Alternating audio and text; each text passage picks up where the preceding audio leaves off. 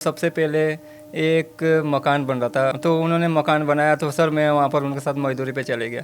फिर वो भी करते थे, पुताई का काम करते थे गांव में। जब कोई काम नहीं रहता तो पुताई का, तो मैं उनके साथ चले जाता था। मैंने कहा ये काम भी बढ़िया है, कर लेता हूँ कुछ समय के लिए।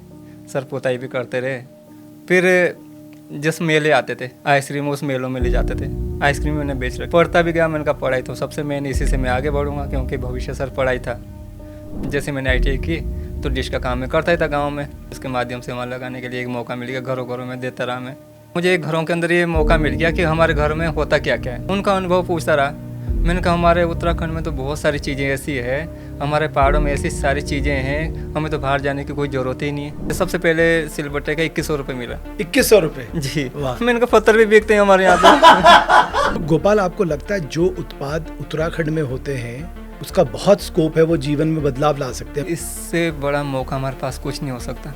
अपने देश के राज्य में बहुत घूम गया हूँ, सारी जगह देख ली। जैसे उत्तराखंड के अनाज है वैसे कहीं के अनाज नहीं है। जो टेस्ट हमारे यहाँ का है वो कहीं के यहाँ का नहीं है। मेरा तो मेन प्रोडक्ट बेचने में है कि ये प्रोडक्ट बिकेंगे तो जो हमारे यहाँ की महिलाएं बना रहे हैं, पुरुष बना रहे हैं, उनको रोज़गार मिलेगा। जब उनको टेस्ट लगेंगे तो यहाँ ज़रूरी नहीं कि मेरे पास से लेंगे, वो चौकता जाके लेंगे कि भाई कचनार का अचार दे दो हमें, या उस फल का अचार दे दो, तो वहाँ भी रोज़गार पहुँचेगा। इनको टेस्ट लगाना है। कोल्ड ड्रिंक नहीं बेचते आप अपने आउटलेट में? मैंने वो बंद कर रखा क्योंकि तब हमारे नींबू पानी, हनी शिकंजी, पुदीने का जूस ये नहीं पीते। तब लोग कोल्ड ड्रिंक ही मांगते हैं। एक बार आपने अपने खेत छोड़ दिए, फिर आपके खेत भी आपको छोड़ देते हैं? खेत, जमीन और पेड़ पौधे, बागवानी, जितना हम उसके बीच में घूमेंगे उतना ही फलेंगे और फूलेंगे सर। एक ऑर्गेनिक बोर्ड के साथ मुझे गोवा जाना था सर। मैंने कहा मुझे तो पहले ऑर्गेनिक बोर्ड ने मुझे गोवा जाने के लिए टिकट दे रखा फ्लाइट का, और सबका आप कह रहे हो। मैंने कहा कि यहाँ पर वो मीटिंग कर। मैंने कहा मेरा गोवा का टूर खत्म हो जाएगा, पहले बार तो मैं जहाज में बैठ रहा हूँ। ऐसा मत करो साहब। मैंने कहा भैया मुझे अंदर जाना है। बोला टिकट है आपके पास? मैंने कहा जी है तो एक दे रखा कुछ कागज निकाल के। बोला बोर्डिंग पास पे चल जा। मैंने कहा वो कहाँ बनता है बोर्डिंग पास? बोला आगे 11 नंबर पे। कौन सी फ्लाइट है आपकी? मैंने कहा मुझे कौन सी पता है, मैं तो सब जहाज मेरे हिसाब से एक जैसे है। फिर खाना कैसा लगा आपको फ्लाइट का? दिया खाना, चावल दिए। मैंने कहा ये हमें उस पर पता नहीं, वो निपल बाद में डाली उन्होंने। हाँ। मैंने कहा भाई नारायण सिंह भाई खा रहा यार। बोला डालने के लिए कुछ, वो हमने मीठा जूस था दिया, वो चावलों को पड़ा। नमस्कार, आप देख रहे हैं देवभूमि डायलॉग का पॉडकास्ट। मैं हूं रमेश भट्ट। मैं समाज में अक्सर लोगों से मिलता हूं और हमारे शब्दकोश के दो महत्वपूर्ण शब्द हैं, एक है स्वार्थ, एक है परमार्थ। मैं जानता हूं हम ज्यादातर लोग स्वार्थ के वशीभूत हैं, लेकिन समाज में कुछ ऐसे लोग भी हैं जो स्वार्थ के साथ साथ परमार्थ का भी चिंतन करते हैं। लेकिन मैं उस तीसरे व्यक्ति की तलाश में था जो परमार्थ का चिंतन पहले करता है स्वार्थ से पहले, जो सच में एक परमार्थी है। और जब मैं ऐसे व्यक्ति को ढूंढने निकला तो मेरी तलाश खत्म हुई गोपाल पर जाके। गोपाल उत्तराखंड का एक ऐसा मेहनती उद्यमी है, या मैं कहूंगा एक मेहनती स्वरोजगारी है, जो परमार्थ के गुणों से ओतप्रोत है, जो दूसरों के जीवन में कैसे बदलाव लाया जा सके इस पे ज्यादा सोच रखता है। और ऐसे व्यक्ति को देवभूमि डायलॉग के मंच पे लाकर देश दुनिया से मिलाना, रूबरू कराना, ये वाकई मेरे लिए सौभाग्य की बात है। गोपाल की कहानी जब आप सुनेंगे तो आपको लगेगा जब आप मेहनत करते हैं, निष्काम भाव से मेहनत करते हैं, तो भगवान श्री कृष्ण की वो कथन जो है वो साक्षात सिद्ध होने लगता है। कर्मण्येवाधिकारस्ते मां फलेषु कदाचन। गोपाल, बहुत धन्यवाद आपका। गोपाल जिंटा हैं। जब आप चक्राता की तरफ जाते हैं और विकास नगर से 35 किलोमीटर आगे जाके आपको गोपाल का आउटलेट मिलेगा। तोंधार वो जगह का नाम है। और तोंधार में अतिथि देवो भव का भाव जो है वो उसके पूरे आसपास में आपको नेचर में भी देखने को मिलेगा, और उसका कारण केवल गोपाल है। मैं गोपाल के लिए इसलिए इतने शब्द कह रहा हूं क्योंकि मैंने नजदीकी से गोपाल को देखा है। मैं अभिभूत हूं गोपाल के परमार्थ के भाव से। बहुत धन्यवाद गोपाल, और मुझे बहुत अच्छा लगा आप देवभूमि डायलॉग के मंच पे आए, हमारे पॉडकास्ट पे आए, और बहुत व्यस्त होने के बावजूद, क्योंकि ये सीजन है व्यस्तता, उसके बाद भी आप यहाँ पर आए। गोपाल, सबसे पहले मुझे बताओ कि ये जर्नी कैसी रही, कैसे आप यहाँ तक पहुँचे? सर जर्नी बहुत अच्छी रही, आप लोगों के आशीर्वाद से सर यहाँ तक पहुँचा भी हूँ। और आगे भी सर आपका सहयोग रहा तो मैं आगे और करूँगा, क्योंकि बिना सहयोग का सर कुछ नहीं होने वाला। और आगे ये है कि जो भी कुछ कर रहे हैं दूसरों के लिए ही करना चाहिए, अपने लिए कुछ नहीं करना चाहिए, तभी हमें रास्ता आगे आगे और मिलते हैं सर। तो आपने शुरू कैसे किया, मतलब जीवन की वो मुश्किलात वाला समय, जब मैंने सुना कि ये सब काम आप नहीं करते थे, आप तो लोगों के घरों को रंगों में रंग देते थे। सर जब मैं परिवार की परिस्थिति बहुत ख़राब थी, पापा थे, मम्मी थी, बड़े भैया थे, लेकिन घर में कोई ऐसा नहीं था कि कुछ आगे परिवार को चला सके। परिस्थिति बनती रही, फिर पापा गांव का काम भी करते थे, घरों जैसे छोटी मोटी किसानी, थोड़ी ज़मीन थी सर, उस पर क्या पूरा होना था। तो पापा सड़क के किनारे में भुट्टा वगैरह इस तरीके से काम करते थे, बेचते थे, जो खेतों से निकलता था वो था। और वो तो थोड़ा बहुत पढ़ना लिखना भी उन्होंने कराया पापा ने। प्राइमरी शिक्षा सर गांव में ही रही। सोचा कि अब आगे जाके भैया भी है, भैया भी इस तरह के काम करने शुरू हो गए पापा के साथ। अब मैंने कहीं भी नहीं पढ़ पा रहे हैं, ये बन पढ़े गए, अब मैं करूँगा क्या। तो पापा ने बोला गोपाल, जैसे जैसे बड़ा हुआ सर, जब मैं 8वीं में पहुँचा तब सबसे पहले एक मकान बन रहा था, उनका नाम था भुच्चू, सैया में ही थे। तो उन्होंने मकान बनाया तो सर मैं वहाँ पर उनके साथ मजदूरी पे चले गया कि मैं यहाँ मजदूरी कर लेता हूँ। तो सबसे पहले सर मैंने प्रेस ली थी उनसे, उस कमाई से, कि कपड़े पे प्रेस करके अच्छे लगते हैं शायद। बचपन की सोचे, 8वीं में पढ़ते समय सोचती, प्रेस लिया, पापा भी खुश हुए कि इसने क्या सोचा ये। तो पिताजी के कपड़ों में भी प्रेस किया आपने? के कपड़ों में प्रेस किया सर, खुश हो रहे थे पापा, और की पहली सोचती। तो सर करता रहा आराम आराम से, कुछ कुछ सामान आते थे घर में, तो प्रेशर कुकर लिए, इस तरीके से जुटाते रहे सामान, पापा की हेल्प करते रहे, आगे पढ़ता भी रहा। पढ़ते पढ़ते पढ़ते पढ़ते पापा फिर वो भी करते थे, पुताई का काम करते थे गांव में। जब कोई काम नहीं रहता तो पुताई का, तो मैं उनके साथ चले जाता था। मैंने कहा ये काम भी बढ़िया है, कर लेता हूँ कुछ समय के लिए। सर पुताई भी करते रहे। फिर जिस मेले आते थे, मेले जैसे गांव के मेले लगते हैं, बहुत सारे मेले में घूम रखा। तो आइसक्रीम पूजा फैक्ट्री एक होती थी विकास नगर में, तो सर वहाँ से फिर आइसक्रीम उठाई, आइसक्रीम उस मेलों में ले जाते थे। आइसक्रीम मैंने बेच रखी, मुझे आज भी वो याद है कि मैं जब आइसक्रीम बेचता तो मुझे आज ही बोलना आता है कि कैसे आइसक्रीम बेचते हैं। सर वो भी हमने किया, मेलों में दुकानें लगाई। कोई सा हमारे यहाँ का ऐसा मेला नहीं है जहाँ मुझे मेलों में दुकानों से नहीं जानते। पढ़ता भी गया, मैंने कहा पढ़ाई तो सबसे मेन, इसी से मैं आगे बढ़ूँगा, क्योंकि भविष्य सर पढ़ाई था। पापा बागवानी पे भी काम कर रहे थे, उन्होंने बगीचा बहुत अच्छा बना रखा सर, आपके सामने भी है बगीचा। तो मैंने कहा ये भी कर लेंगे, साधन तो है ही है हमारे पास, थोड़ा बहुत जीने का साधन है। जैसे जैसे आगे बढ़ते गए, बड़ा होता गया, करता रहा फिर। और भैया का भी थोड़ा बहुत सहयोग रहा, वो भी बागवानी पे अपने, उनके बच्चे हो गए थे। मैंने कहा भैया अकेले हो नहीं पाएगा, मजदूरी करते हैं, कोई बात नहीं, मजदूरी भी ठीक है।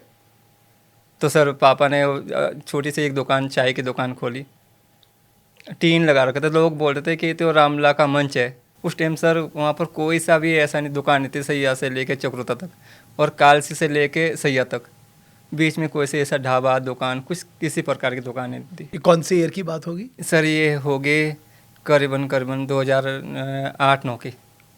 तो हमने वो बनाया। उसके बाद जब हमने वो बनाया तो एक वो बना ऊपर ब्लू कैनवस नाम से, कोरवा में टेंट हाउस, वहाँ पर टूरिस्ट जाते थे।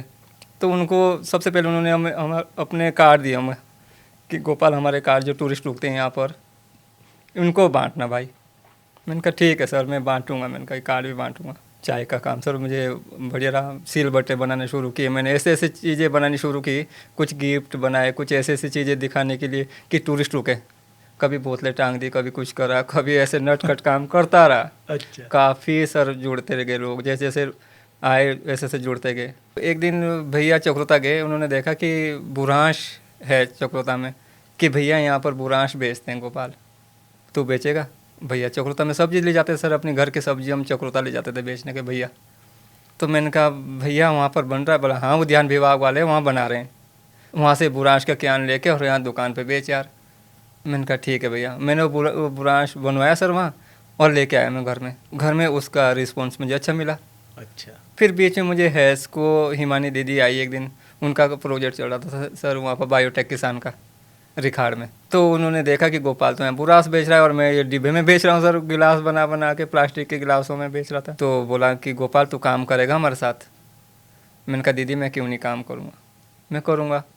बोला मैं तुझे एक डिस्पेंसर दे देती हूँ। सबसे पहले वो जूस वाला काम वहीं से शुरू हुआ। सो उन्होंने डिस्पेंसर दिया कि तेरे हाथ भी लगेंगे नहीं इसमें और डालते हुए ये गंदा हो जाएगा पूरा ही। मैंने कहा ठीक है दीदी, ये बहुत बढ़िया हो गया मेरे लिए। मैंने कहा ठंडा भी हो रहा और ये देने में भी आसान हो गया और पीने वाले को भी अच्छा लगेगा। पीने वाला को साफ़ सुथरा लगा सर। बाकी फिर जो सर मैं डिश का काम, जैसे मैंने ITI की तो डिश का काम मैं करता ही था गाँव में। तो गांव में ये नमक बनाते हैं। ITI भी किया आपने? ये इलेक्ट्रॉनिक्स से सर मैंने। इलेक्ट्रॉनिक्स से? जी। कहाँ से? कालसी से कर रखी सर मैंने। तो उसमें मुझे ये लगा कि मैंने कहा अभी देहरादून में मैंने काफ़ी 2 साल तक मैंने जॉब भी की डिश TV वालों के साथ। टेक्नीशियन थे यहाँ पर और अरुण भैया नाम का व्यक्ति थे, विधानसभा के पास उनका ऑफिस था। तो दिन भर भगाते थे। सो पीछे में वो टेक्नीशियन तो था। उन्होंने कहा कि तूने कहीं ऐसा कुछ। मैंने कहा मैंने खाली ITI कर रखी और अप्रेंटिस कर रखी मोबो टाइटन कंपनी में, मोबो वाला में। भला तो गोपाल तू कर लेगा? मैंने कहा भैया आप करवाएंगे तो मैं क्यों नहीं करूँगा। भला ठीक है भाई। सर मैंने वहाँ पर 2 साल तो किया। तब मैंने कहा 2 साल का प्रोग्राम था। मैंने कहा इतना ही करूँगा, मैं थोड़ा बहुत कमा लूँगा। लेकिन भैया बस उन्होंने कहा कि गोपाल तू वहाँ संभाल ले अपने क्षेत्र में। मैंने इससे बढ़िया तो मुझे वो गाँव में जाने का मुझे मौका मिल जाएगा, घरों घरों में जाने का। तो 1000 कनेक्शन दिया सर उन्होंने वहाँ लगाने के लिए। वहाँ लगाने के लिए डिश TV के। वो 800 का कनेक्शन होता था, 200 रुपये डिश वो लगाने के देते थे मुझे इंस्टॉलेशन चार्ज कि 200 रुपये तुझे मिल जाएंगे, 800 रुपये हमें दे देना। मैंने कहा ठीक है सर। तो भैया मुझे उसके माध्यम से वहाँ लगाने के लिए एक मौका मिल गया। घरों घरों में देता रहा मैं। कनेक्शन खूब सारे लग गए मेरे कनेक्शन। अच्छा।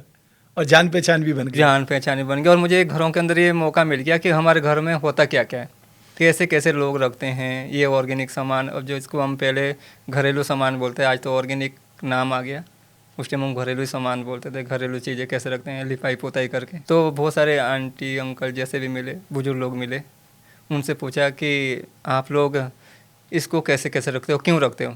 कोई हल्दी सुखा के रख रहा, कोई कचूर सुखा के रख रहा। ये मेडिसिन के काम आता है, पेट दर्द के काम आता है गोपाल। बुरांश का भी उन्होंने बताया कि जब दस्त होते हैं तो इस टाइम वो ये काम आता है, इसका चूरन खाओ। मैंने कहा ये तो मेरे लिए बहुत बड़ी बात है। मैं तो लिखते जाता था। मेरा माध्यम फिर वो नहीं रहा सर कि मैं डिश लगाने जा रखा। 300 350 रुपये मिलते थे मुझे। मैंने कहा ये बेकार है। मैं ये इसी को समझौता जाता हूँ, फिर अब लिखता जाता। जो बताता था आप लिखते रहते थे घर में जाके, क्योंकि उनका अनुभव था ना। हाँ जी, उनका अनुभव पूछता रहा। मैंने कहा हमारे उत्तराखंड में तो बहुत सारी चीज़ें ऐसी है, हमारे पहाड़ों में ऐसी सारी चीज़ें हैं, हमें तो बाहर जाने की कोई ज़रूरत ही नहीं है। मैं देहरादून में क्या करने गया था, अपने आप को सोच रहा था। मैं तो कोस रहा था अपने आप को कि हमारे पास तो बहुत संसाधन है जीने के, हमें वहाँ जाके फ़ायदा नहीं है, गोपाल यहीं कर लेते हैं। तो सर मैंने वहाँ पर दुकान पे, चाय की दुकान पे, उसको किसी को ग्रीन टी के रूप में पुदीने वाली चाय पिला दी, किसी को बुरांश वाली चाय पिला दी। उसमें 10 रुपये मुझे एक्स्ट्रा देने लगे, जबकि मेरी 10 रुपये की चाय थी वो 20 रुपये की देने लगे। अच्छा। मैंने कहा पापा भी खुश होने लगे कि गोपाली। तो आपने 20 रुपये रेट नहीं रखा था ना, वो 10 रुपये अलग से आपको दे जाते थे। हाँ जी, जो यार ये सस्ती चाय दे रहा है करके। आज भी सर 10 ही रुपये की चाय है। मेरा मेन मकसद है कि चाय खाने में इसमें कुछ नहीं है।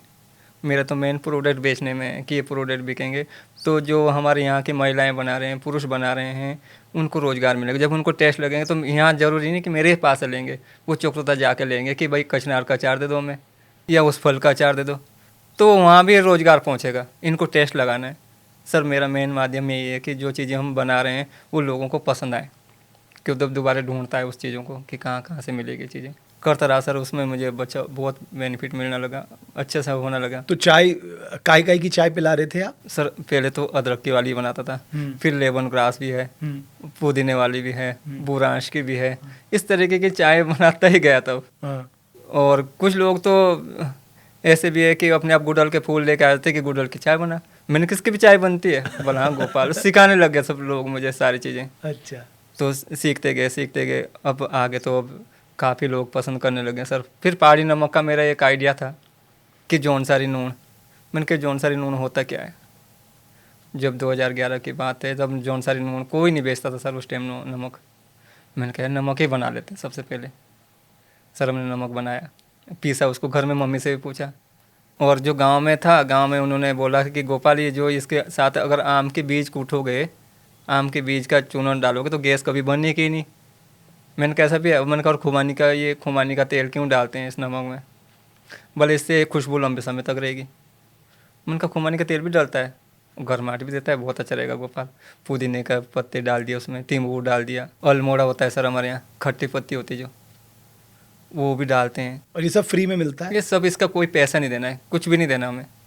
मैंने कहा बहुत बढ़िया नमक बनता है। और कुछ लोगों को तो तिम्बूर बहुत पसंद आया। तिम्बूर हमारे यहाँ मच्छी के वो जो कांटे उसको गलाने में लिए भी शायद डालते हैं। मैंने कहा और कहाँ यूज होता है ये तिम्बूर, भला ये जैसे मच्छी बनाते हैं तो उसमें तब डालते हैं कि उसके अंदर से जो कांटे होते हैं वो गल जाते हैं। मैंने कहा ये भी ताजुब की बात है, हमें तो कुछ पता ही नहीं था। और मैंने कहा ये जो सिलबट्टा है, सिलबट्टे का क्या उपयोग है, भला मिक्सी में करना, किसी चीज़ में और में करना, इसमें टेस्ट नहीं आएगा, इसमें भला लोहे की स्मेल आती है मिक्सी वगैरह में, ग्राइंडर में। अगर तुम भला पीसोगे तो देखना। सर मैंने वो प्रयोग किया, मैंने कहा देखता हूँ मैं पीस के, हकीकत में वो स्मेल नहीं आ रही थी। मैंने कहा इसमें तो बहुत अच्छी बनती है चटनी पे, तो सिलबट्टे भी बनाए। अच्छा, सिलबट्टे भी बनाते थे, काहे से? होतोड़ी और छेनी से। अच्छा। जमुना पे आए थे हम नहाने, जमुना स्नान करने, पूरा परिवार। हाँ। जैसे ही बोला पापा और ने कि गोपाल तू ये क्यों देख रहा है, मैंने कहा पापा इसके सिलबट्टे बन सकते हैं बहुत अच्छे। मैंने कहा बोला बनाएगा तू, मैंने कहा हाँ। बोला तो काले पत्थर ले ले। पापा ने बोला कि काले पत्थर का बहुत अच्छा बनता है। मैंने कहा काले पत्थर का, मैंने कहा ये बहुत बढ़िया बात बोल दी। तो सर वो काले पत्थर के उठाए मैंने, 10-15 वो मतलब पत्थर उठाए छांट के, सब उठाने लगे, बच्चे भी छांटने लगे। घर में जाके थोड़ी से 2-3 बनाए मैंने पहले। उसका मुझे सबसे पहले सिलबट्टे का 2100 रुपये मिला। 2100 रुपये? जी। वाह। मैंने कहा पत्थर भी बिकते हैं हमारे यहाँ पे। तो बहुत बड़ी बात है जब पत्थर ही बिक रहे हैं। अब तो मैंने कहा जीने का तो बहुत अच्छा साधन है, मैं पैसे भी नहीं मांग रहा, मैं फ्री में दे रहा हूँ लोगों को कि ले जा लो जी, इतने का ही 1-2-3 दिन लगे होंगे, 4 दिन। और एक सिलबट्टा बनाने में कितना टाइम लगा? सर अगर टॉप बनाते हैं तो 5 दिन लग जाते हैं। 5 दिन? जी, क्योंकि तोड़ने फोड़ने में वो थोड़ी छीनी तो होती नहीं थी उस टाइम, वो तो ग्राइंडर आ गया, अब तो इतना नहीं लगने वाला। अभी भी बना रहे हैं? अब नहीं मैं बना पा रहा हूँ क्योंकि मेरे पास टाइम नहीं है सर, मुझे अब बाहर जाने का तो अब लग ही गया थोड़ा बहुत। फिर उस समय जब पहला सिलबट्टा बेचा तो उससे आत्मविश्वास आ गया है, 2100 रुपये आ गए? जीने का एक बहुत बड़ा साधन मिल गया सर। और तब 2100 रुपये बहुत मायने रखते थे। वो 7 ही लगा लो, मैंने 7 भी बेचता तभी ना होता, 500 का ही बेचता। मैंने तो सोचा मुझे 500 रुपये देंगे मुझे। आपने कितने बताए? मैंने कुछ नहीं सर उसका बताया। आपने दाम ही नहीं बताया? ना, मैंने कहा पत्थर का क्या दाम बना, वो तो मेरी खाली मेहनत है। हाँ। और उनको पसंद आया, उन्होंने हल्दी के लिए पीसने के लिए किया था कि गोपाल मुझे हल्दी के लिए मेडिसिन में काम आती है, महिलाएं इसको मुंह में लगाती है तो उसमें ये नहीं पड़ता, कुछ पता नहीं क्या होता है लोहे के साथ। हाँ। अगर सिलबट्टे पे पीसते हैं तो बोला बहुत फ़ायदा होता है। मैं शुरू करता हूँ, मैंने कहा जब इसका फ़ायदा है कुछ ना कुछ तो रीजन है। उन्होंने पहले ले जाया, फिर मैंने और बनाए सर, फिर और बढ़ते गए। मैंने कहा तो डिमांड बहुत लंबी लंबी आ जाएगी, इतने तो मैं बना भी नहीं पाऊँगा। और कुछ थोड़ा ख़तरनाक चिंगारी उड़ती थी। मैंने कहा ये तो ख़तरनाक भी है थोड़ा बहुत, दूसरों को दे रहा हूँ। अब दूसरों को बनाने के लिए बोलता हूँ कि आप बना लो, बेचूंगा मैं, जो आप पैसे बता दोगे मैं बना के दूसरों को दे दूंगा सेल। अब भी डिमांड है सर मेरे पास। अच्छा। मतलब हमारे उत्तराखंड में, हमारे पहाड़ों में सर रोज़गार की कमी नहीं है, हमारे यहाँ हुनर की कमी नहीं है, लेकिन बस इतना है कि अब आलसी थोड़े हो गए हैं लोग, काम करना नहीं चाह रहे हैं। अगर काम करें हमें बाहर जाने की कोई नौबत नहीं आती। आपको ये महसूस होता है? हाँ जी, अब ये लग रहा है, हमें भी लग रहा है, अब लोगों को भी लग रहा है कि ये काम बढ़िया है। जब मैं देखता हूँ कि मेरे से नमक, ये अदरक, अचार उचार, जूस, ये मैं फेसबुक में डालता रहता हूँ। मैं जो भी बनाता हूँ मैं सबसे पहले फेसबुक में डालता हूँ कि लोग छुपाते हैं, मैं कहता हूँ कि नहीं सबको दिखाना है कि और बढ़ेंगे। जितना ये फैलेगा उतने हमारे यहाँ का रोज़गार, हमारे यहाँ हम लोगों को रोज़गार मिलेगा, हमें बाहर जाने की ज़रूरत नहीं पड़ेगी। दिखाना चाहिए, ये सारे काम दिखाओ लोगों से। और कोई पूछने आता है सो ट्रेनिंग, मैंने प्रोसेसिंग यूनिट बना रखी। अच्छा, आपने प्रोसेसिंग यूनिट लगा? हाँ, पहले तो हैस्को के माध्यम, आउटलेट के बगल में ना? पहले तो हैस्को के माध्यम से और ऑर्गेनिक बोर्ड के माध्यम से करवाया था, लेकिन अब मैंने एक छोटी सी और कर दी, बड़ी सी कर दी, क्योंकि उसमें काम नहीं हो पा रहा था सर। मैंने कहा जब कभी ऐसा हो, कभी ट्रेनिंग आने वाले हो, बड़े ज़्यादा लोग आ जाएँ तो कहाँ जाएंगे, तो मैंने कहा इसके अंदर बिठा के उनको समझाऊंगा, सिखाऊंगा कि बाहर मत जाओ। मेरे जैसे गरीब लोग बहुत होंगे जिनके पास कुछ भी नहीं है, जीने का कोई साधन नहीं है। हमारे यहाँ तो तिम्बूर, ये अल्मोड़ा और ये बहुत सारी चीज़ें, छोटी छोटी चीज़ें सर आराम से बिक जाती है। इसके लिए मैं अब तो आपके माध्यम से, तो जैसे लेंगुड़ा वगैरह पे आपने वीडियो डाल रखी, तिमला पे वीडियो डाल रखी सीएम साहब ने, उन्होंने बताया। इस तरीके से सब लोग को लग रहा सर कि हमें इस तरफ ध्यान देना चाहिए। और अब जो नौजवान साथी है, मैं देखता हूँ दिल्ली में जब कभी जाता हूँ एग्जीबिशन में, तो हमारे यहाँ की बहुत सारी चीज़ें, मेरे से बहुत अच्छी अच्छी चीज़ें पहुँच जाती है। मैं देखता तुमने कब बनाई, कि गोपाल हमने तो बहुत पहले से बनाना शुरू करें। बहुत अच्छी बात है भैया, और जुड़ो इसके साथ। तो अब लगता है सर कि हमें जो हम काम कर रहे हैं, हम दूसरों के लिए काम कर रहे हैं और ये अच्छा है। इस तरीके से हम अगर काम करेंगे लाइफ में, लगता है कि लोगों को भटकने की ज़रूरत नहीं रहेगी। तो अभी जो आपका आउटलेट है उस पे आप क्या क्या प्रोडक्ट, मतलब जो लोकल प्रोडक्ट है, ऑर्गेनिक प्रोडक्ट है, वो बेचते हैं? सर उसमें जैसे हमारे यहाँ सबसे मेन तो हमारे यहाँ चक्राता की राजमा है। वो हमारे जो ऑर्गेनिक बोर्ड के ग्रुप बने हुए हैं, वो 1000 किसानों का ग्रुप है सर। उसमें मैंने LRP का काम किया। मैंने गांव-गांव में जैविक गड्ढे, वो प्रोसेसिंग जैसे छोटे-छोटे गड्ढे बनवाए, वो भी बनवाता हूँ। ऑर्गेनिक बोर्ड के साथ ही मैंने काम किया सर। LRP का काम किया मैंने अपने गांव में। सबसे पहला ग्रुप था हमारा 150 लोगों का। अच्छा। जी, जो ऑर्गेनिक के माध्यम उनके परंपरागत कृषि विकास योजना चली थी, उसके माध्यम से मुझे जोड़ा गया था अपने गाँव में। तो मैं उसके साथ भी जुड़ा। मैंने सर लोगों ने भी मेरा बहुत सहयोग दिया, बोर्ड के ऑफिसरों ने बहुत सहयोग दिया सर। उन्होंने कहा गोपाल जब ये आउटलेट पे ये सामान बेच बेटा, और हम पैकेजिंग भी देंगे तुझे ऑर्गेनिक बोर्ड की, तू और ग्रुप भी बना ले, जितने भी जोड़ सकता है किसानों को जोड़। सर मुझे मौका मिल गया और भी, क्योंकि मेरे पास किसान तो थे लेकिन जो जिनके पास रजिस्ट्रेशन है वो नहीं था। अब वो सारे किसान भी जो ऑर्गेनिक पे काम कर रहे हैं वो सारे किसान बन गए मेरे पास। कम से कम होंगे 700-800 किसान तो ऐसे। FPO बनाया? FPO अलग है, FPO अलग है, ये ऑर्गेनिक बोर्ड के हैं। ये ऑर्गेनिक बोर्ड के, और सारे ऑर्गेनिक पे काम कर रहे हैं? जो ऑर्गेनिक पे काम कर रहे हैं। बहुत सारे गांव हैं हमारे, उत्पाल्टा, रानी गांव, खतासा, भोरी, और इधर के चेबू, शलगा, नराया, ये सब सर ऑर्गेनिक पे काम कर रहे हैं।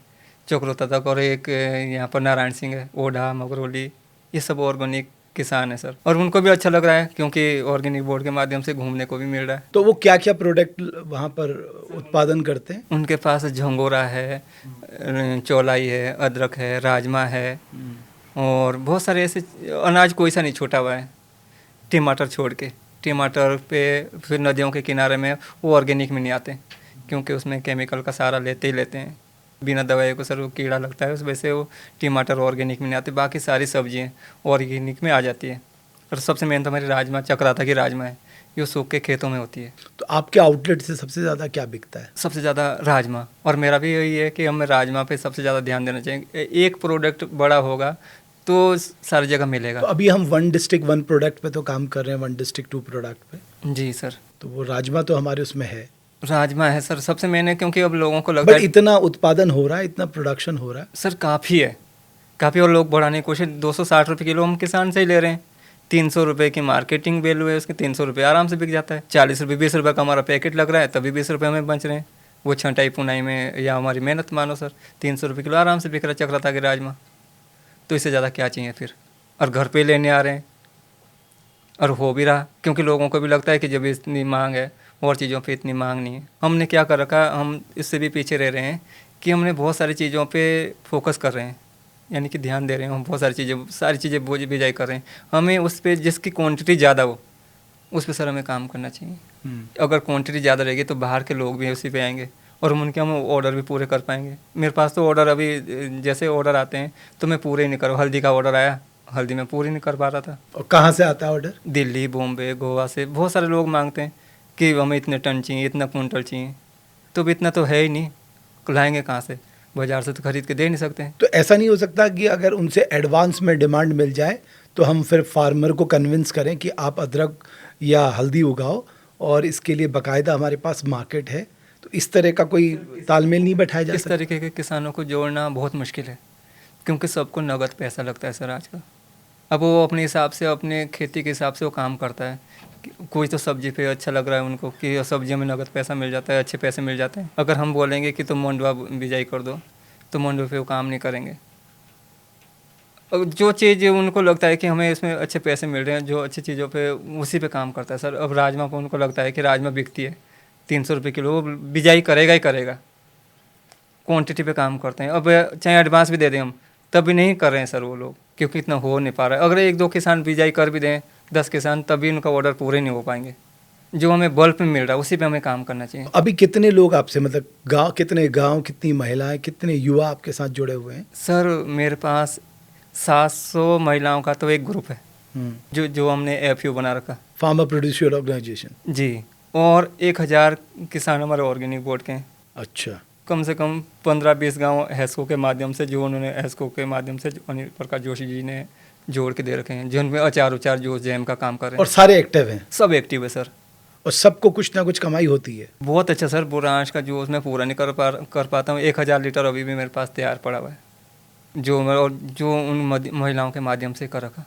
NRLM के जो NRLM से बने हुए ग्रुप वो प्लस है। अब मुझे भटकना नहीं पड़ा है। जब मैंने शुरू किया था उस टाइम तो मुझे बहुत भटकना पड़ा, क्योंकि उस टाइम किसान नहीं मिल रहे थे और ग्रुप भी नहीं बने हुए थे। किससे कांटेक्ट करता, किससे मांगता। जो ये ग्रुप बने ये बहुत फ़ायदेमंद हुए सर मेरे लिए, क्योंकि अब मुझे जैसे ग्रुप का लीडर है उसी से बात कर लेता हूँ। ग्रुप बने हुए हैं तो ग्रुप में डाल देते हैं, भाई मुझे ये आइटम चाहिए। तो गोपाल, आपको लगता है जो उत्पाद उत्तराखंड में होते हैं उसका बहुत स्कोप है, वो जीवन में बदलाव ला सकते हैं, मतलब वो आजीविका का जरिया बन सकते हैं, कमाई का जरिया बन सकते हैं अगर लोग उस तरफ देखें तो? इससे बड़ा मौका हमारे पास कुछ नहीं हो सकता, क्योंकि मैं बहुत सारे राज्यों में घूम चुका हूँ। बहुत राज्यों में घूम चुके हैं आप? जी सर, अपने देश के राज्यों में बहुत घूम गया हूँ, सारी जगह देख ली। जैसे उत्तराखंड के अनाज है वैसे कहीं कहीं के अनाज नहीं है। जो टेस्ट हमारे यहाँ का है वो कहीं के यहाँ का नहीं है। अब देख भी रहा हूँ, क्योंकि हमारे यहाँ टेस्ट ही कुछ अलग है। जो एक बार खा लेता है उसका दिल खुश हो जाता है। कोई कहानी बताओ ना, ऐसा कोई आपका ऐसा जो खरीदार हो जो जिसको बहुत अच्छा टेस्ट लगा और जो बार बार आपसे खरीदता हो, आपसे कनेक्ट हो। सर बॉम्बे से मैं आपकी बात करवा देता हूँ। नहीं, आप मुझे उनकी कहानी बताइए। सर सबसे पहले मैं एक बार बॉम्बे गया था ऑर्गेनिक बोर्ड के माध्यम से। जब मैं पहले उनके साथ बोर्ड के माध्यम से LRP था ही, तो उन्होंने गोपाल तेरा ग्रुप का नंबर आ रखा है, इस बार चलेगा बेटा हमारे साथ। मैंने कहा जी हाँ, क्यों नहीं चलूँगा। तो सबसे पहले मैंने नमक तो ले जा ही रखा था, नमक ले जा रखा था। मैंने कहा अभी नमक खिलाऊँ किस चीज़ के साथ अच्छा। क्या खिलाऊँ, वो में तो कुछ मिलता भी नहीं। अंदर था तो वहाँ पर नाशपाती थी, उस तरीके का फल था कुछ। हमारे यहाँ तो हम तो नाशपाती समझेंगे उसको, बड़े बड़े फल थे, खट्टे खट्टे थे। मैंने वही काट के रखे हुए थे अपने पास, और जैसे सर मैंने उसको खिलाया, नमक लगा दिया उसमें। नमक लगा दे, खुशबू भी आई नमक की, बाहर फैल गई खुशबू सारी जगह। भीड़ इकट्ठी होगी कि तब आए हो कि भैया आप कहाँ से। मैंने कहा जी उत्तराखंड की आउटलेट है, उत्तराखंड गवर्नमेंट की आउटलेट है और उत्तराखंड से जी हम लोग पहाड़ी बंदे हैं। मैंने कहा भला ये क्या चीज़ है। मैंने कहा ये हमारा पीसू नून, पहाड़ी नून है जी। भला इसकी खुशबू तो भैया बहुत अच्छी है। मैंने कहा फ़ायदे भी बहुत अच्छे हैं बहन, भला खिलाओगे। मैंने कहा हाँ क्यों नहीं खिलाऊँगा। जैसे उन्होंने थोड़ा सा चटाया सर, वो खुश हो गए। फिर उन्होंने सबसे पहली सेल करी उस दिन 1100 के करीबन उन्होंने मेरे से सामान ले जाया। उन्होंने फिर दालें भी ले जाई, काली भट्ट, काली राजमा, इस तरीके से बहुत सारे प्रोडक्ट ले जाए। हल्दी ले जाए, साबुत हल्दी भी ले जाई। मैंने ओखली की तोड़ी हल्दी भी ले जा रखी थी। भला गोपाल इसका फ़ायदा क्या है। मैंने कहा जैसे आप दूध में पीते हो, पानी में पीते हो, शाम को भिगोनी होती है और सुबह पीना। मैंने कहा इसका रीज़न देखना आप। सर वो भी बहुत बिकी, फिर वो भीड़ लगी मेरे पास।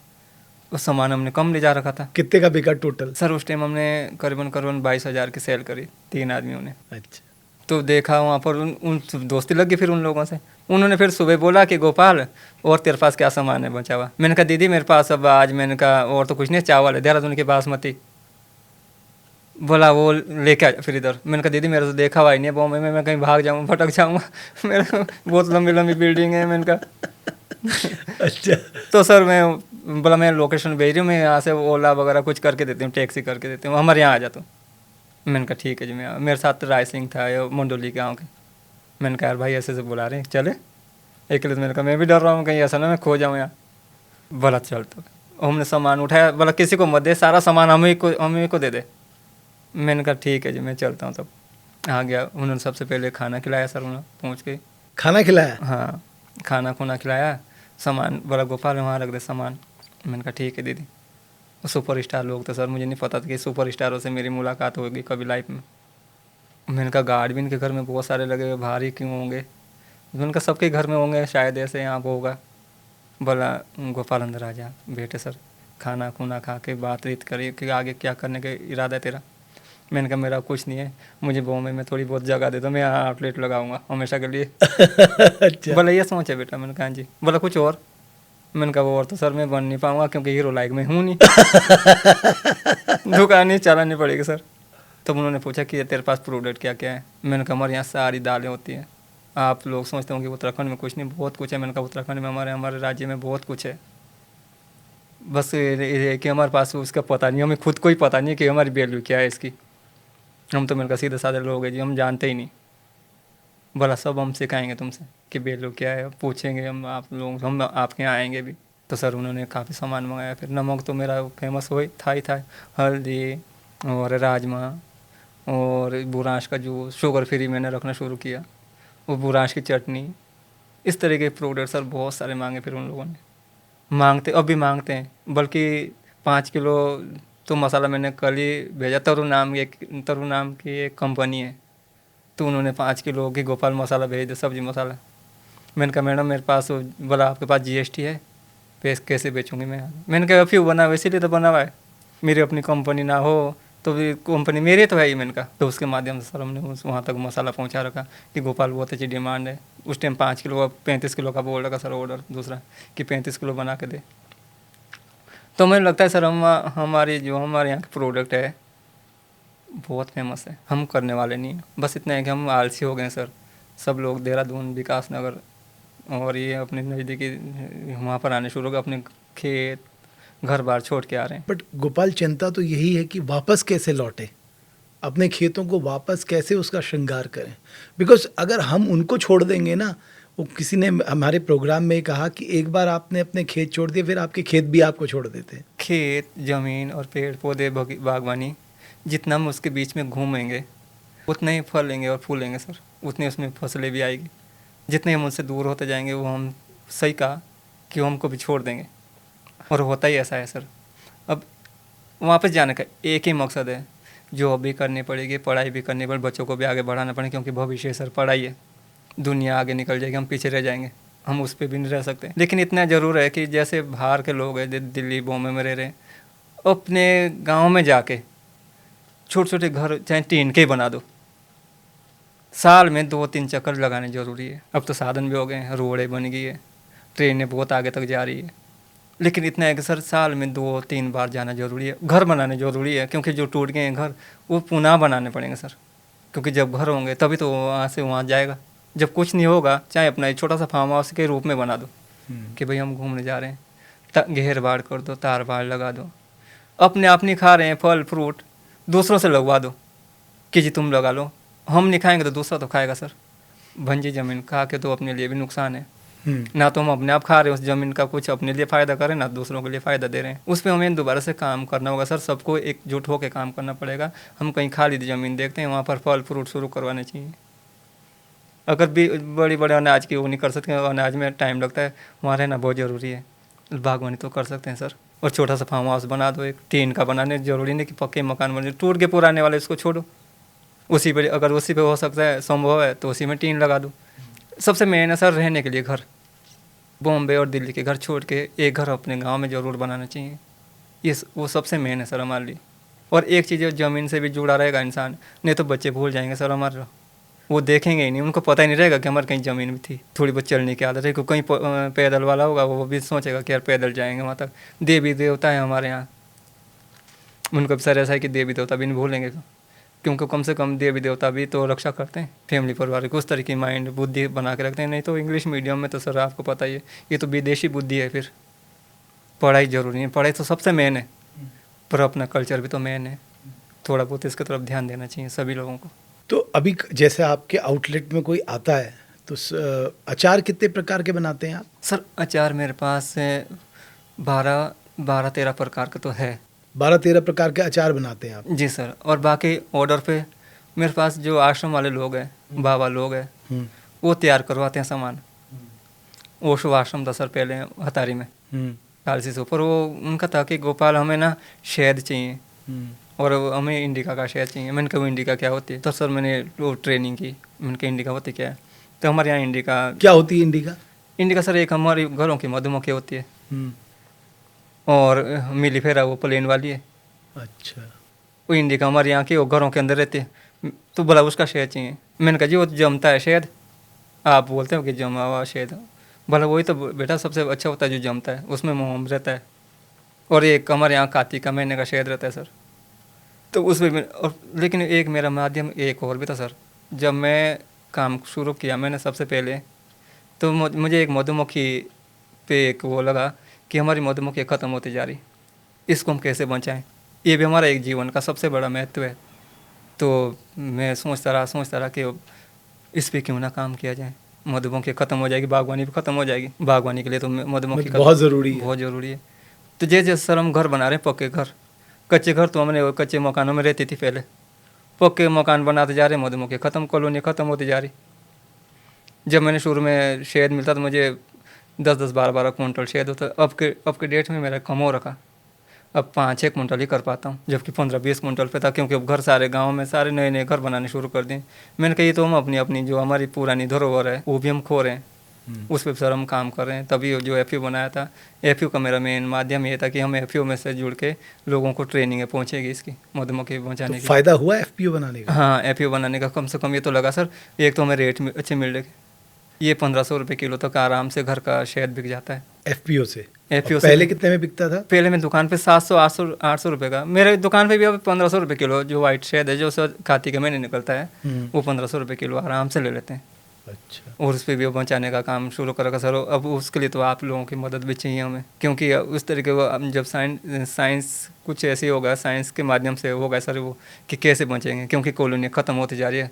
सारे कच्चे मकान तोड़ के पक्के मकानों में आगे कंक्रीट पे आ गए सर। उस पर भी अब काम करना है सर, सबसे मेन सोच उसी पे भी है कि हम उसको कैसे बचाएं। तो सबसे ज़्यादा अचार आपका कौन सा बिकता है? सर कचनार का। कचनार का? कचनार का, क्योंकि कचनार एक तो कम होता है और लिमिटेड टाइम के लिए होता है? लिमिटेड टाइम को होता है, उसके लिए 5-10 दिन में ही निकालना होता है कि मिल गई, नहीं तो उसके बाद उसमें फूल आ जाते हैं सर। और बिकता भी सबसे ज़्यादा वही है। अचार तो मेरे कोई से ऐसे रुकते नहीं है, सारे ही बिक जाते हैं सर। अच्छा। आम के हुए अचार की खूब डिमांड। खूब सारी। तो कौन, एक तो कचनार का है, एक आम है, एक कचनार है, एक आम है, कटहल है, कटहल है, जी, मिर्च है, हाँ। और हल्दी का है। मैं तो सारे तरह के अचार बना देता हूँ, कैसे भी। और डिमांड पे ही बनाते हैं सर, ज़्यादा डिमांड पे ही बनाते हैं कि किस चीज़ की कौन सी डिमांड है, उसी पे हम। लिंगुड़ा होता है आपके यहाँ? लेंगुड़ा भी खूब होता है सर, लेंगुड़ा पे बनाते हैं, तिमला पे बनाते हैं। तिमले पे बनाते हो? हाँ। तिमला तो हमारे यहाँ बहुत होता है। और एक गुरलोई बोलते हैं, तिमलोई की जाति होती है गुरलोई, छोटे छोटे दाने होते हैं, हाँ हाँ। उसका भी बनाते हैं। अच्छा और शेमोई टोडे बोलते हैं, शेमोई के, अच्छा। जिसपे फूल आते हैं, बड़े बड़े बड़े बड़े पेड़ होते हैं, हाँ। उसका भी बनाते हैं। तो ये सब सीखा कहाँ से आपने, रिसर्च कहाँ से किया? सर जैसे जैसे घूमा, गांव में घूमा, मुझे मिलते ही गए। वो जो मैं सबसे पहले शुरू वाली बात थी, वो घूमने वाला मेरा मेन माध्यम यही था कि मैंने जो उन्होंने बताया मैं लिखते गया सर, कि ये चीज़ें मैं स्टोर कर दूंगा, एक दिन अपने बड़ी बुक बना दूंगा इसके, और जो आने वाली पीढ़ी होगी उनके लिए तो काम आएगी। और बनाए, और टेस्ट भी लग रहे थे, गांव में खा के भी आ रहा था, कोई बनाती महिलाएं सर। अब हमारे पास उतनी साइंस नहीं जब पहले थी। अच्छा, आप कह रहे हैं पहले साइंस ज़्यादा इम्पोर्टेंट बड़ी थी? जी। अभी नहीं रह गई इतनी? नहीं सर, उतने नहीं, हम तो सारे मशीनों पे आ गए, उससे हम सारा हाथों से करते थे वो लोग। अब तो ऐसा है कि मशीनों में, क्योंकि हाथ से उतना वॉल्यूम नहीं बना सकते हैं ना। बस इतना है कि हम उतनी बड़ी बड़ी क्वांटिटी नहीं कर पाते हैं। ठीक बात। अगर मशीनें न होती तो शायद हम आज भी पूरा नहीं कर पाते। ट्रैक्टर वगैरह बैलों के हम सारे रहते सर, तो नहीं कर पाते। ये सच्चाई है। इसकी मदद, पढ़ाई लिखाई की मदद तो बहुत ज़रूरी है, पर इतना है कि अगर हम छोड़ देंगे सर, उसी के भरोसे रहेंगे, पहाड़ों में मशीनें सक्सेसफुल नहीं है। तो गोपाल, आपकी स्टोरी को देख के एक बात तो तय है कि आपको दिन रात मेहनत करनी पड़ेगी, मेहनत का कोई विकल्प नहीं है। मेरा मेन माध्यम यह है, जितनी भी आप मेहनत करोगे उतने ही आगे जाना है सर। और हमें ऐसा नहीं है कि हमारे पास काम की कमी है, हम तो काम करने वाले नहीं हैं। एक बार बीमबल पे काम से फिर बोलते हैं हमें व्यू, हम तो पत्ती के लिए काटते हैं। बुजुर्ग लोगों की साइंस ये लगा लो ना सर, उस टाइम भी उन्होंने उसके स्वर्ण निकाल के क्या क्या नहीं बनाया होगा। और आज FRI में भी वो स्वर्ण मांगते हैं मेरे से कि गोपाल स्वर्ण ले आओ, हम उसका कुछ बनाएंगे। तो हम स्वर्ण का भी पूरा नहीं कर पाते, पत्ती हैं सर। गोबर पे हम पूरा नहीं कर पा रहे, गोबर इतना मांग रहे हैं कि हद से ज़्यादा। पैकेट 50 रुपये का पैकेट बिकता है। लोगों ने अब पशुपालन कम कर दिया है। जी सर। और एक चीज़, मैंने बीच में कुछ भी काम नहीं रहा मेरे पास, नया करने का सोच रहा आता है सर दिमाग में, कुछ नया करना चाहिए। तो मैंने सोचा कि मैं पैकेट बनाता हूँ, जब ऑर्गेनिक कंपोस्ट पीट के गोबर सर छाना, और उसको मैंने एक थैली में भरा और 50 रुपये का बिक गया। मैंने कहा कहाँ डालोगे, बोला गमले में। मैंने कहा तो बहुत बढ़िया काम है, हमें तो गाड़ी लगानी चाहिए, ऐसे पैकेट बना के देहरादून में बहुत सारे लोगों के पास गमले हैं। तो सर एक बंदे को मैंने शुरू करवाया, वो कुछ दिन उसने किया, बहुत अच्छा चल रहा था उसका। फिर अब सारी जगह बिकना शुरू हो गया, और लोगों को पता लग गया कि गमलों में यही डालने, छोटे छोटे पैकेट बना के छोटे छोटे, और बिकने शुरू हो। 15-20 रुपये 50 रुपये में बिकता है 1 किलो। तो गोबर भी सर बिक रहा। आगे क्यों नहीं कुछ कर सकते। हुनर की कमी है, अगर हुनर हुआ तो हम कुछ भी कर सकते हैं सर। तो पिताजी तो बहुत खुश हो गए होंगे कि मेरा गोपाल जो है इतना मेहनती निकला, उसने घर को बहुत सपोर्ट किया। पापा मेरे उस दिन बहुत खुश हुए। सबसे पहले जब एसको की एक मीटिंग हुई थी, तो एक जगह पहले मैंने यहाँ अटेंड करनी थी अपने घर में, अपने आउटलेट में, और एक ऑर्गेनिक बोर्ड के साथ मुझे गोवा जाना था सर। मैंने कहा मुझे तो पहले ऑर्गेनिक बोर्ड ने मुझे गोवा जाने के लिए टिकट दे रखा फ्लाइट का, और सबका आप कह रहे हो। मैंने कहा कि यहाँ पर वो मीटिंग कर। मैंने कहा मेरा गोवा का टूर खत्म हो जाएगा, पहले बार तो मैं जहाज में बैठ रहा हूँ। ऐसा मत करो साहब। तो फिर जहाज में बैठे। फिर उन्होंने बोला सर, हिमानी दीदी और ने, कि गोपाल हम तेरा जहाज नहीं छुड़ाएंगे यार, यहाँ भी कर लेते हो क्योंकि हमने वहाँ नाम दे रखा तेरा, तूने मीटिंग करनी है बेटा। मैंने कहा दीदी मत छुड़ाना प्लीज़, मैं गोवा घूमना चाह रहा। अच्छा। तो सर उन्होंने मुझे ले जाया, बोला ठीक हम यहाँ से तुझे फ्लाइट कर देते हैं। प्रमोद भैया होते हैं इसको के, उन्होंने पता नहीं क्या दिमाग लगाया कि गोपाल को 2 बजे तक यहाँ है उसकी मीटिंग, 4 बजे से इसकी फ़्लाइट है, 2-2.5-3 घंटे में हम इसको वहाँ पहुँचा देंगे एयरपोर्ट। मैंने कहा मेरे साथ कौन चलेगा, मैं डरूंगा, मुझे बैठना भी नहीं आता, कैसे बिठाएंगे। मैंने कहा मुझे, बोले यार हम छोड़ देंगे तुझे वहाँ तक, यहाँ मीटिंग कर ले। तो पहले तो सर दिल्ली से गोवा तक थी मेरे पास फ्लाइट, फिर मेरे नसीब ऐसे खुले कि देहरादून से दिल्ली, फिर दिल्ली से गोवा, दिल्ली तक भी पहुँच गया। तो जो मेरे साथ दूसरा बंदे थे, बोला गोपाल आ गया तू। मैंने कहा सर मैं फंसा तो ऐसा हूँ, पता नहीं है इसको के माध्यम से मैं पहुँच पाऊँगा, छोड़ना पर मीटिंग में ना अटेंड करनी है। जोशी सर का सर मेरे ऊपर बहुत बड़ा सहयोग है। मैंने कहा सर अब मैं मना भी नहीं कर पा रहा हूँ, मीटिंग भी करूँगा, गोवा नहीं तो आप घुमाओगे फिर अगर छूट गया मैं आज। सर उन्होंने बहुत भगाया, वहाँ से गाड़ी खूब भगाई, वहाँ एयरपोर्ट छोड़ दिया पहले बार। तो पापा मेरे बहुत खुश हुए, मेरा बेटा कुछ लायक है। जब इसको वहाँ से वहाँ तक पहुँचाने के लिए इतनी कोशिश कर रहे हैं लोग, तो कुछ अच्छे काम कर रहा होगा। पहला दिन था सर वो मेरा खुशी का कि भाई। तो आपको पता था कैसे जाते हैं करके, कैसे? नहीं सर, वहाँ गया तो वहाँ जैसे ही मेरे पास वो बैग देखा, छोटा सा बैग उठा रखा था, तो बाहर खड़े थे वहाँ पर बहुत सारे लोग। मैंने कहा भैया मुझे अंदर जाना है। बोला टिकट है आपके पास? मैंने कहा जी है तो एक दे रखा कुछ कागज निकाल के। बोला अंदर आ जा बेटा। बोला बोर्डिंग पास पे चल जा। मैंने कहा वो कहाँ बनता है बोर्डिंग पास? बोला आगे 11 नंबर पे। कौन सी फ्लाइट है आपकी? मैंने कहा मुझे कौन सी पता है, मैं तो सब जहाज मेरे हिसाब से एक जैसे हंस रहे तो सर वहाँ में सब लोग। मैंने कहा मेरे लिए तो सभी जमीन तो बड़े मन से प्रमोद भैया ने उनको मैंने कहा आप अंदर नहीं आने दे रहे, अब वो अंदर नहीं आ रहे, अब बैठना मुझे ही है। बोला चल फिर अंदर चलो। फिर वहाँ पर आए वो एयर होस्टेज जो होते हैं रखे हुए, उन्होंने वो बोर्डिंग पास ही बनाया, मेरा सामान चेक करा। मैंने कहा इतने सारे कपड़े भी उतारने पड़ेंगे? बोला सब उतारिए, इसमें कुछ तो नहीं तेरे? मैंने कहा कुछ नहीं है जी, मैं तो खा लिया रखा हूँ, मेरे पास कुछ भी नहीं है। फिर बैठाया सर उन्होंने, दिल्ली पहुँच गया मैं। तो दिल्ली में उनको था कि गोपाल बाहर मत निकल, इंदिरा गांधी एयरपोर्ट है, वहीं से फ्लाइट दूसरी भी थी। बोला जो तेरे साथ वाले यहीं आ जाएंगे, बाहर मत निकलना, बाहर आ जाएगा तो फिर अंदर नहीं कुछ नहीं मुझे। मैंने कहा मैं बाहर जाने का नहीं भाई, 2 दिन बैठना पड़ेगा। अपने आप ले जाएंगे। अच्छा। तो सर वहाँ चले गया, फिर उन को सर लोग भी आगे वो ऑर्गेनिक बोर्ड के, एक किसान और था नारायण सिंह ओडे वाले। मैंने कहा यार भाई मैं तो पहले बैठ गया हूँ यार, जो इस बार भी पहले बार नंबर आ गया मेरा। बोला कैसा लगता है अंदर? मैंने कहा मज़े आते हैं। बैठा सर, तो वो पहला दिन था सर, बैठा। अब नारायण सिंह बोला कि गोपाल आए, तो उन्होंने खाना उसी में कर रखा था ऑर्गेनिक बोर्ड के माध्यम से, बिने सर ने, कि गोपाल खाना भी तेरा उसी में। मैंने कहा फ्लाइट में खाएंगे हम खाना? मैंने कहा कुछ अच्छा ही होगा। हंस रहे। फिर नारायण सिंह बोला मुझे कि भाई क्या कैसे देंगे खाना? मैंने कहा मुझे पता नहीं है भाई, मैं तो सेल्फी ले, कभी इधर जा रहे कभी उधर जा रहे। वो लोग सर हमसे परेशान थे कि हम तो खुश हो रहे थे, हमें तो पता है। नहीं बहुत अच्छा, आनंद आ रहा है। अच्छा तो फिर खाना कैसा लगा आपको फ्लाइट का? दिया खाना, चावल दिए। मैंने कहा ये हमें उस पर पता नहीं, वो निपल बाद में डाली उन्होंने। हाँ। मैंने कहा भाई नारायण सिंह भाई खा रहा है यार। बोला इसमें डालने के लिए कुछ, वो हमने पता नहीं मीठा जूस था वो दिया, वो चावलों को पड़ा। वो कह रहा बोला यार भाई मीठा कर दिया तूने। मैंने कहा मीठा क्या किया भाई, मीठी बात समझ के खा लो। मैंने कहा मीठी बात खा लिया। देख रहा मैंने को ये तो मीठा जूस था। मैंने कहा हंस रहे थे। बोला ठीक है गोपाल खा रहे थे। ऐसे हुआ सर, आगे बढ़ते गए, गोवा में पहुँचे। सीखने के लिए बहुत कुछ मिला वहाँ पर। वो कीड़े लग जाए सर हमारे यहाँ के, क्योंकि वहाँ पर शायद उस तरह का ओस टाइप ही रहती है जो वहाँ पर कीड़े लग जाते हैं हमारे यहाँ ऑर्गेनिक अनाज में। सुबह खोला हमने, वो वहाँ पर जो पैकिंग करके थे अनाज, उसकी तोर की दाल थी। जैसे तोर की दाल खोली उसमें कीड़े उड़ने पर, मैंने कहा हमने तो घर से अच्छे ला रखे थे। और मैं भी लग रहा था उसमें, सर भी लगे हुए, सब लगे हुए उसमें छांटने में, गोपाल कैसे ला रखे। मैंने कहा मैंने तो अच्छी ला रखी थी। भला यहाँ पर लगे जाते हैं गोपाल। उन्होंने बोला वहाँ वालों ने कि जो तुम्हारे ऑर्गेनिक सामान है यहाँ पहुँचाने बहुत मुश्किल है, 2 दिन के लिए वो ट्रेन में बंद रहे। मैंने कहा तो छांटे, सिर्फ 3-4 अफसर भी और हम भी लगे उसको छांटने में। मैंने कहा तो क्या बेचेंगे हम यहाँ पर अब आके। वो नारायण सिंह भाई बोला यार गोपाल कैसे होगा। मैंने कहा मेरे घर में अभी अच्छी है। मैंने कहा तू मुझे मत सोचना कहीं तूने ख़राब ला रखी। फिर पूछा उन लोगों ने कि कैसे होगा। तब सर हमने वैक्यूम मशीन का इंतजाम कर रखा। अब हम वैक्यूम करके दे रहे हैं बाहर के लिए दालें। उससे भी नहीं लगता? उससे नहीं लगता। फिर वो भी सीखने के लिए मिला हमें, वहाँ से जाके सीखने को मिला। और जो हमारे प्रोडक्ट थे वहाँ भी बहुत अच्छे से घूमने के लिए भी गए, और प्रोडक्ट भी सर बहुत अच्छे हैं। और अच्छा लग रहा है कि हमारे उत्तराखंड के। तो अभी तक कितने राज्यों में घूम चुके हो आप? सर मैं ऐसा लगा लो सिक्किम चले गया। सिक्किम तो ऑर्गेनिक स्टेट है जी, सिक्किम में चले गया। गोवा हो गया आपका, मुंबई हो गया आपका। गोवा, महाराष्ट्र, गोवा में आ गया।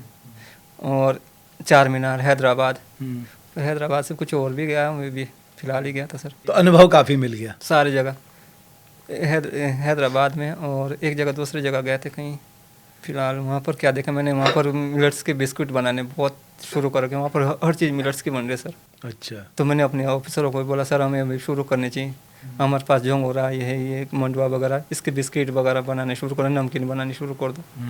ये भी रोज़गार हमारे लिए बहुत बड़ा बन सकता है, क्यों टेस्ट हमारे यहाँ के बहुत अच्छे हैं। और खाते भी हम चटपटा है, वहाँ लोग इस तरीके नहीं खाते हैं। हमारे यहाँ के चटपटा ही पसंद करते हैं, जो गुजरात वगैरह में वहाँ के लोग भी ऐसे चटपटा पसंद करते हैं। अब ये भी पता लग गया है मुझे कि कौन से राज्य में कैसी चीज़ पसंद करते हैं। अच्छा, ये समझ में आ गया। जी सर, अब लोगों को भी मेरा एक्सपीरियंस ये रहता है कि भाई ऐसे ऐसे करो इसको। तो आपका आउटलेट कैसा चल रहा है अभी? सर बहुत अच्छा चल रहा है। वहाँ पर मैंने जबकि सारी चीज़ें, कोल्ड ड्रिंक मैंने बंद कर रखी। अच्छा, कोल्ड ड्रिंक नहीं बेचते आप अपने आउटलेट में? मैंने वो बंद कर रखा, क्योंकि तब हमारे नींबू पानी, हनी शिकंजी, पुदीने का जूस ये नहीं पीते। तब लोग कोल्ड ड्रिंक ही मांगते हैं। मैंने कहा इसके तरफ लाओ लोगों को। तो आप बेनिफिट समझाते हैं कि हम जो पिला रहे हैं कोल्ड ड्रिंक से 100 गुना अच्छा है? सर वही तो मेरा सबसे मेन माध्यम रहता है। मैंने वहाँ पर मेनू नहीं बना रखा है आज तक। मेन्यू है ही नहीं ना, मैंने बनाया ही नहीं, कि तब मेरे से बात ही नहीं करेंगे वो लोग। अच्छा। वो डायरेक्ट ऑर्डर देंगे, अब मैं बताने का मुझे मौका ही नहीं मिलेगा। तो वो उस तरीके से जब पूछते हैं कि गोपाल क्या क्या है तेरे पास, तो मैं सबसे पहले बोलता हूँ कि सर पुदीना शिकंजी पी लो। पुदीना हमारे घर का बोया पुदीना है, और ताज़ी नींबू है, वो भी खेत से तोड़ के लाऊंगा। आम का जूस पी लो, आम भी हमारे हरे आम है। और पुदीने का तो है ही, हनी शिकंजी पी लो।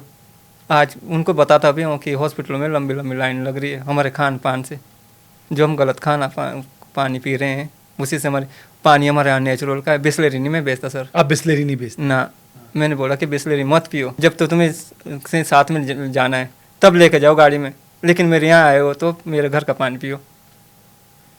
इस तरीके से मैं काम कर रहा हूँ सर आउटलेट पे। चाय भी अपनी कभी पुदीने वाली बना दी, कभी अदरक वाली बना दी। ज़्यादा अधिकतर काली चाय पे लोग अब ध्यान दे रहे हैं। कोरोना के बाद तो इस पे चीज़ों पे बहुत ध्यान दिया लोगों ने। अब जितने भी लोग आ रहे हैं सब ये चीज़ें मांग रहे हैं, जो स्वास्थ्य के लिए अच्छी है। स्वास्थ्य के लिए अच्छी है। और खाना भी वैसे मैं बनाता, पहले मैगी बनाता था। मैगी पसंद करते हैं पहाड़ों की मैगी मेरी बहुत फेमस है। तो मैंने क्या कर, जब सबसे पहले मैगी बनाई सर, उसमें वेजिटेबल अपने खूब सारे डाल दिए, हरा धनिया, हरी मिर्ची, शिमला मिर्च, वो आधे से ज़्यादा तो उसी से वो बन जाता है।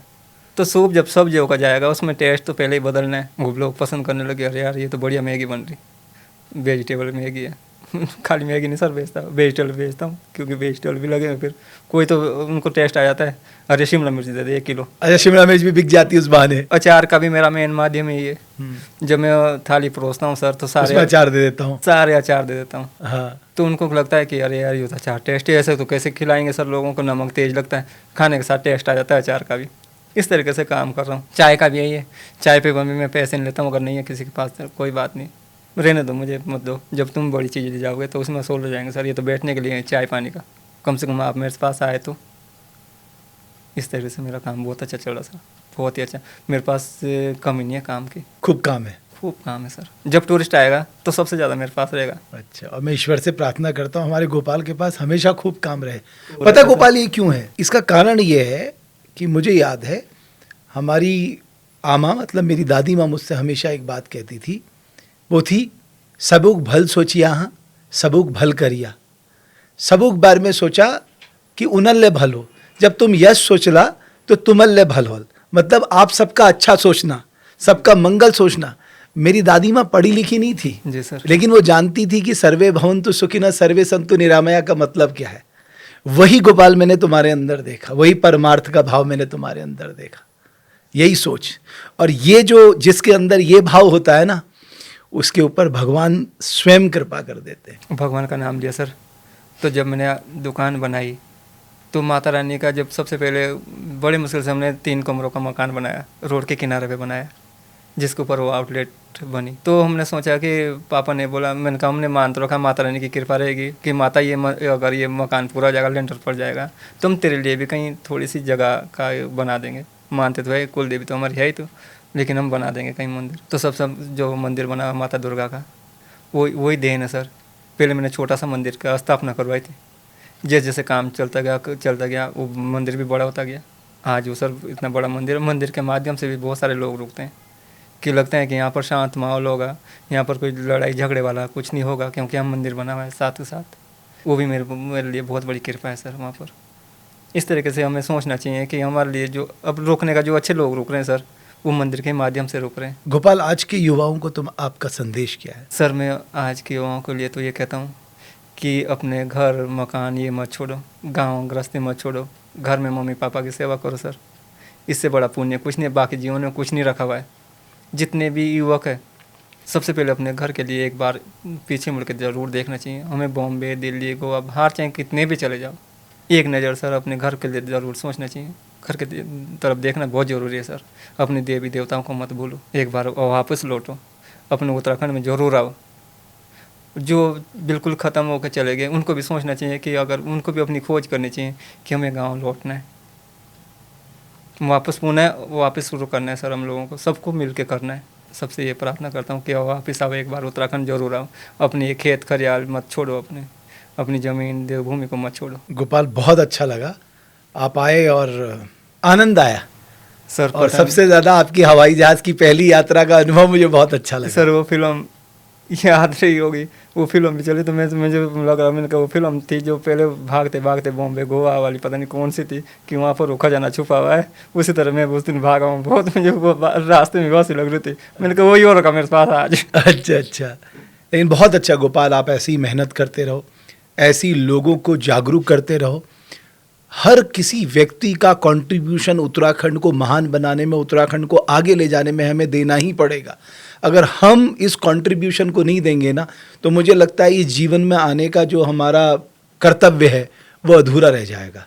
लेकिन आप पूरा कर रहे हो, मुझे अच्छी बात ये लगती है। सर मेरा जब तक जीवन रहेगा मैं इसी तरह करता रहूँगा। जब तक ये जीवन है मैं अपने उत्तराखंड के लिए, अपने पहाड़ी क्षेत्र के लिए करता रहूँगा और आगे भी सर करूँगा। जितना भी मेरे से हो सके फ्री ट्रेनिंग दूँगा, गांव गांव में जाऊँगा, घर घर में घूमूँगा।